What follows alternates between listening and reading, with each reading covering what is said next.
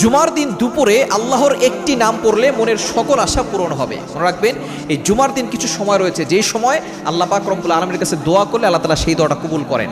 বিশেষ করে জুমার দিন হচ্ছে সাইয়্যিদুল আইয়াম, leader of the all days, সকল দিনের সর্দার। সুতরাং এই জুমার দিন আপনি দোয়া করতে ভুল করবেন না।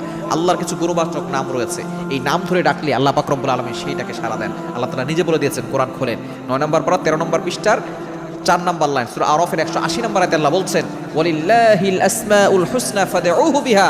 আল্লাহর এই গুণবাচক নাম ধরে কেউ যদি ডাকে আল্লাহ পাক রব্বুল আলামিন তার ডাকে সাড়া দেন। সুতরাং জুমার দিন যখন জাওয়ালের সময় হয়, অর্থাৎ যে সময় নামাজের ওয়াক্ত শুরু হয়, জোহরের নামাজের ওয়াক্ত শুরু হয় যে সময়টা, এই সময়টা কিন্তু দেখা যাচ্ছে 12টা 10-15 দিকেই দেখা যাচ্ছে ওয়াক্ত শুরু হয়ে যায়। এই সময় আপনি নামাজ পড়তে পারবেন। বিশেষ করে জুমার দিন যখন এই সময় আজান হয়ে যায়, আপনি ওই সময় আজানের পর আপনি আল্লাহর কাছে একটি না, প্রথমে 3 বার দুরূদ শরীফ পড়বেন, আপনি শেষে 3 বার দুরূদ শরীফ